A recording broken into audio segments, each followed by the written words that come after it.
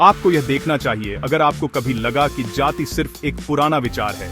अक्सर हम सोचते हैं कि जातिवाद तो बस इतिहास की किताबों में बंद एक पुरानी कहानी है जो आज के मॉडर्न इंडिया में शायद ही कोई मायने रखती हो। लेकिन क्या सच में ऐसा है? क्या वाकई में जाति का असर आज की हमारी सोच, हमारे समाज और हमारे रोजमर्रा के फैसलों में नहीं दिखता? या आपने सोचा कि आज भी यह इतना सेंसिटिव टॉपिक क्यों है? आखिर क्यों जब भी जाति की बात होती है तो माहौल अचानक गंभीर हो जाता है? क्यों आज भी कई लोग इस विषय पर खुलकर बात करने से कतराते हैं? क्या वजह है कि जाति का नाम सुनते ही कुछ लोग असहज हो जाते हैं और कुछ लोग गुस्से में आ जाते हैं? चलो बिना किसी लाग लपेट के असली कहानी को समझते हैं। तो बात यह है, जातिवाद सिर्फ एक सामाजिक व्यवस्था नहीं बल्कि एक सोच है जो सदियों से हमारे समाज में गहराई से जड़ें जमा चुकी है। इंसान का नेचर ऐसा है कि एक बार किसी को इज्जत या पावर मिल जाए तो वे उसे बंद करके रखना चाहते हैं। इतिहास गवाह है कि जब भी किसी ग्रुप को समाज में ऊंचा दर्जा या अधिकार मिला, उन्होंने उसे दूसरों से छुपाकर रखने की कोशिश की। यही वजह है कि समाज में असमानता की जड़ें और गहरी होती गईं। ऐसे ही बहुत पहले ब्राह्मण नाम के एक ग्रुप ने, जो सारा ज्ञान और रीति रिवाजों को कंट्रोल करते थे, तय किया, चलो इसे सब कुछ जन्म पर आधारित कर देते हैं, न कि काबिलियत पर।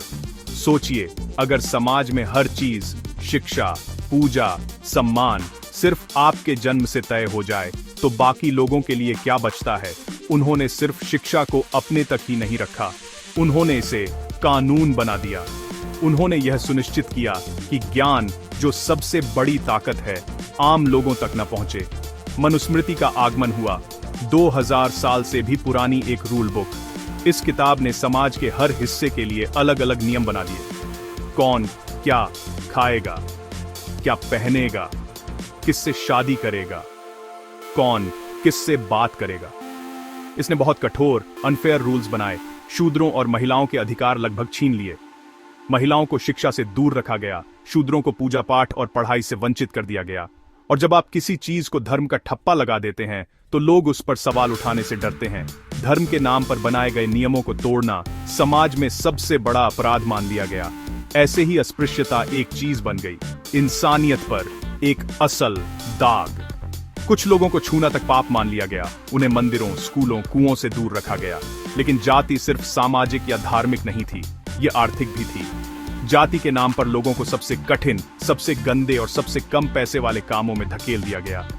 दलितों और दूसरे ग्रुप्स को नीचे रखकर उन्हें सस्ता, यहां तक कि बिना पैसे वाला लेबर भी मिल गया। इससे ऊंची जातियों को मुफ्त में काम करवाने का बहाना मिल गया और गरीबों की गरीबी और गहरी होती गई। कोई शिक्षा नहीं, कोई प्रॉपर्टी नहीं, बाहर निकलने का कोई रास्ता नहीं। असली चाल, ये एक ऐसा जाल था जिसमें एक बार फंसने के बाद पीढ़ी दर पीढ़ी लोग उसी हालात में फंसे रह जाते थे। उनकी सेल्फ रिस्पेक्ट तोड़ दो ताकि वे कभी विद्रोह करने के बारे में सोचें भी ना। जब किसी इंसान को बार बार बताया जाए कि वह दूसरों से कमतर है तो धीरे धीरे वह खुद भी उस बात को सच मानने लगता है। और अगर आपने कभी सुना है, यह आपके पिछले जन्म का कर्म है, उसका इस्तेमाल लोगों को उनके दुख को किस्मत मानकर स्वीकार करने के लिए किया जाता था। ये सोच समाज में इतनी गहराई तक बैठ गई कि लोग अपने हालात बदलने की बजाय उसे अपनी नियति मानकर जीने लगे। कम विरोध, ज्यादा कंट्रोल, यही असली मकसद था, लोगों को चुप कराना ताकि सत्ता हमेशा कुछ लोगों के हाथ में ही रहे। लेकिन असली ट्विस्ट यहाँ है, इतिहास में जब भी अत्याचार अपनी हदें पार करता है तब तब कोई न कोई आवाज उठती है।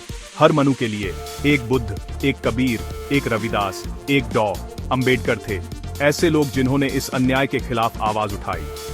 बुद्ध ने समानता और करुणा का संदेश दिया, कबीर और रविदास ने जाति के झूठे भेदभाव को चुनौती दी और डॉ. अंबेडकर ने कानून बनाकर इस अन्याय को खत्म करने की कोशिश की। अंबेडकर ने मनुस्मृति को जलाया और इस चीज को कानूनी तौर पर खत्म करने के लिए हमारा संविधान लिखा। उन्होंने न सिर्फ कानून बदला बल्कि लोगों की सोच बदलने की भी कोशिश की। तो अगली बार जब आप किसी को जाति को सही ठहराते हुए सुने, याद रखें, सच्ची आध्यात्मिकता हर इंसान में परमात्मा को देखने के बारे में है। असली धर्म वही है जो सबको बराबर समझे, सबको इज्जत दे। लड़ाई खत्म नहीं हुई है, यह मानसिकता बदलने के बारे में है, सिर्फ कानूनों को नहीं।